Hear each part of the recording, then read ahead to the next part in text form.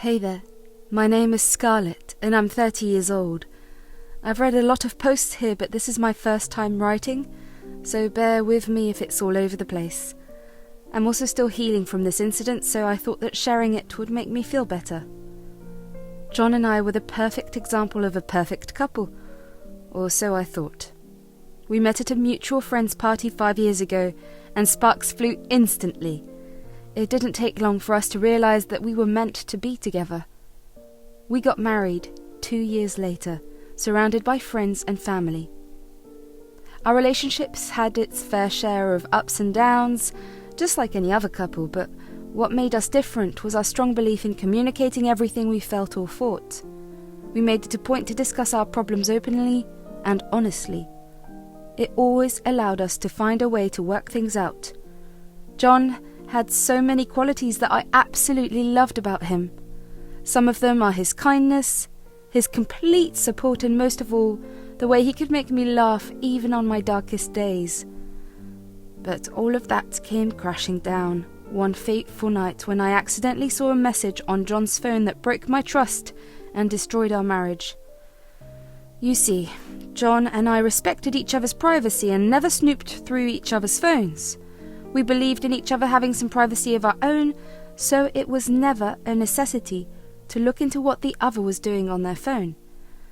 However, curiosity got the better of me that night. That night, while John was taking a shower, his phone began to flood with messages.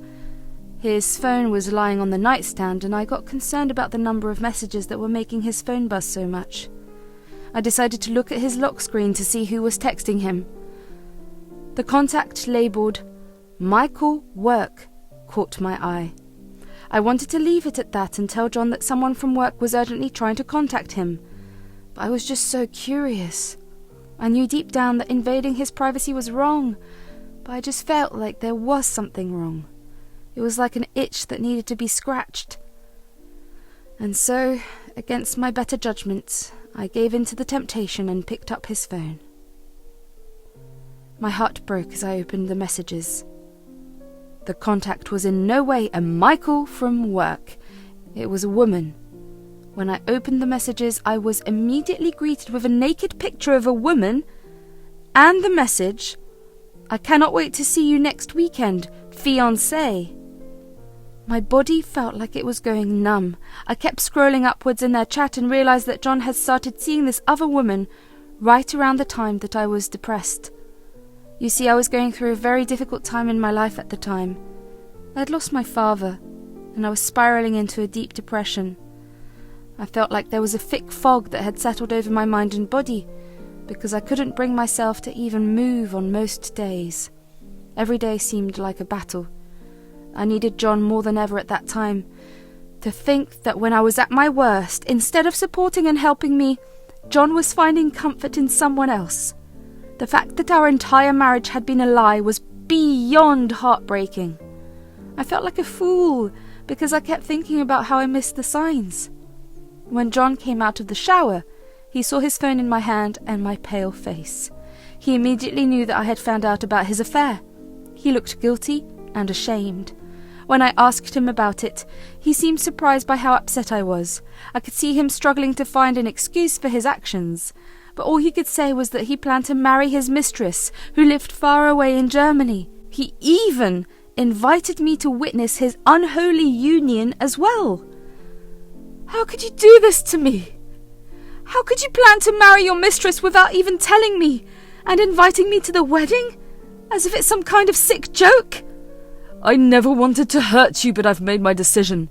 I've fallen in love with someone else. We've been together for a while now, and I can't ignore my feelings anymore. How can you talk about love when you've been lying to me all this time? I trusted you. I thought we had something special, something worth fighting for. But you've completely broken that trust. How can you just throw away everything we've built together? It wasn't an easy decision. I struggled with it for a long time. But I can't ignore my feelings anymore. I deserve to find happiness too, even if that means that I have to hurt you in the process. I can't keep living a lie. So what? Our years of relationship mean nothing to you now? You can just throw it all away for a new romance? I don't understand how you could do this. I thought we were meant to be. I'm sorry if this hurts you, but I have to follow my heart. I can't live a life that's not true to myself. I've made my choice and I won't apologize for it. I hope one day you can understand and find it in your heart to forgive me. I don't know if I'll ever be able to forgive you, John.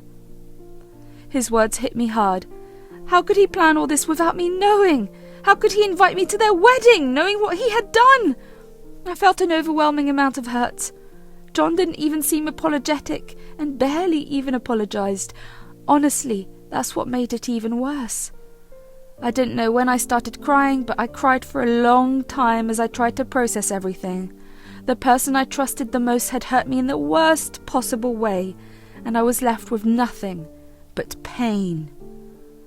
Days blurred into nights, and our home, which was once filled with joy, became filled with sadness and tension. I couldn't keep living there and seeing John's face. Every time I did, I either wanted to burst into tears or hit him, so I decided to go over to my best friend, Jess's house.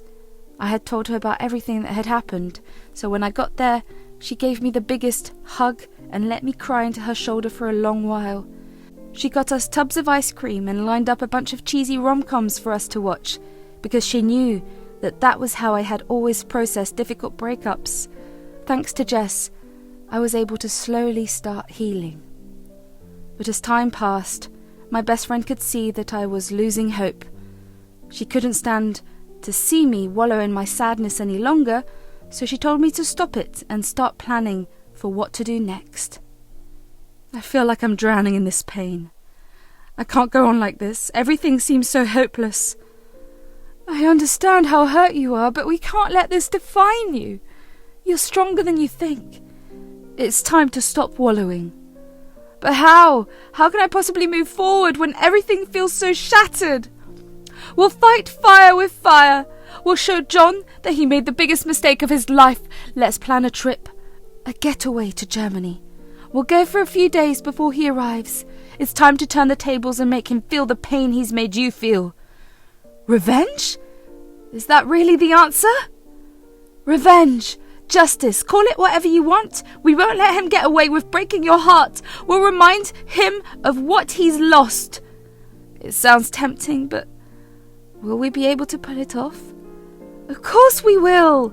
Along with it, we'll also remind you of your strength, and maybe, just maybe, we'll find a new beginning for you. You deserve happiness. Okay, let's do this. Let's give John a taste of his medicine. That's the spirit! So what's the plan? Well, we'll definitely be going to Germany. Do you want to maybe cause a scene at his wedding? Or hear me out. I go back and pack my suitcase for the trip. Along with my stuff, I also carry his passport with me. He won't be able to travel, and the wedding won't happen when he wants it to. That's my girl! That's a brilliant plan! I'll take care of the travel and stay. You do what you just said. This is going to be awesome. As Jess and I finalised our plan, I couldn't help but feel excited. I finally felt hopeful for the future after days of feeling like I would never be able to live past John's betrayal. I returned home with energy. I packed my suitcase and carefully folded each item. I then went into our cupboard and took out John's passport. I carefully put it in my suitcase. I couldn't help but feel happy when I imagined the panic and confusion that would happen when John realised that his passport was missing and that his carefully laid out wedding plans would fall apart. As Jess and I boarded the plane to Germany the next week, I felt so excited and also a little nervous. I was excited. After all, I knew that our trip was going to be an adventure, but nervous because I knew that this trip was also going to be my revenge on John. I also felt a deep sense of satisfaction that I was finally taking control of my life. The weight of John's betrayal slowly began to lift as I remembered just how much power I had over John at that moment. While I was thrilled that I was getting my revenge, I still felt a really deep sadness. I grieved over the loss of my great relationship.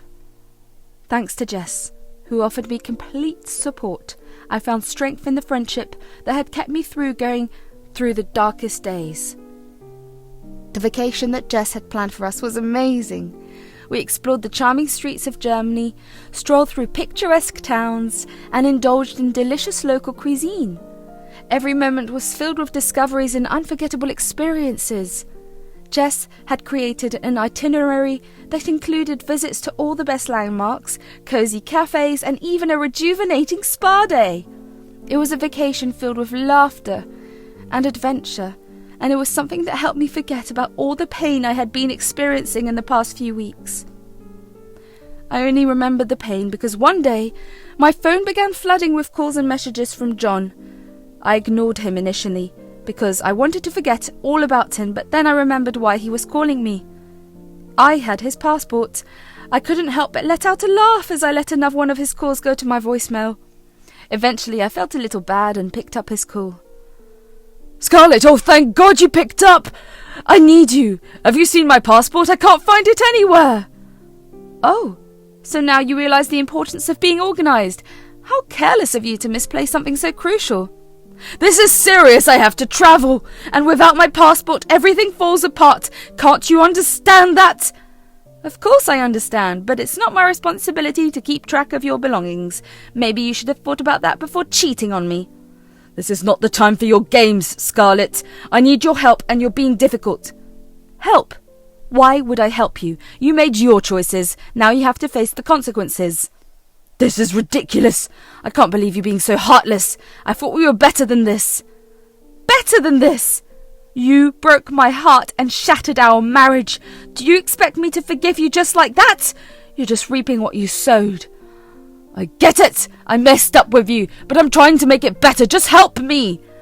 I can't. I'm sorry. All the best, John. You know what? Forget it. I'll find it myself. With every day that passed, John's anxiety increased. He told me in a text that this was his final chance to meet his mistress, whom he had promised her countless times before. He told me that so I would take pity on him and help him out. I couldn't help but laugh. I couldn't believe how well my revenge had played out. Finally, I felt like the tables had turned in my favour. I simply suggested that John apply for a new passport. I knew that the process would take time, or his plans wouldn't be able to play out, and John would lose out on everything. I could sense his frustration through the phone, along with a mixture of anger and defeat. At that moment, I felt like I had won. It was a bittersweet satisfaction to know that I held the upper hand. I had made him taste a fraction of the pain he made me feel. Underneath everything, I felt really sad. It hurt to realise that our relationship had fallen apart and had reached this. It hurt to think about how easily he had broken all his promises to me and how much joy I got from getting revenge on him for it. I couldn't help but wonder how his relationship with the other woman was going while our marriage was breaking. Did they manage to work, though John not reaching there, or did they also fall apart like John and I had? I got my answer soon enough. John's mistress ended things because he didn't come through for her. When he got desperate, he called me, begging for my forgiveness and asking me to come back to him. Baby, please just listen to me. I made a mistake, a terrible mistake. I can't live without you. I need you to forgive me and give me another chance. Do you honestly think I would take you back after what you've done? You had an affair, John, and not just any affair. You were planning to marry your mistress while still pretending to be my husband. How could you even have the audacity to come back to me now? I was lost, baby. I thought I could find happiness elsewhere, but I was wrong. I realised that what we had was real, and I wanted to make it right. You expect me to believe that? You were ready to throw our entire relationship away for someone else, and now that she's gone, you think you can just come back to me? Do you see how you've treated me? Like some second option? No, baby, you're not a second option. You've always been the most important person in my life. I made a mistake, but I'm willing to do whatever it takes to make it up to you. It's too late, John. The damage is done, and I deserve better than to be someone's backup plan. You'll receive the divorce papers soon. It's time for us to go our separate ways. Baby, don't do this to us. Please give me another chance. No, John. Stop calling me baby. I'm not doing anything to us. You did this to us. This is the end. I deserve happiness and trust, and I won't settle for anything less. Goodbye.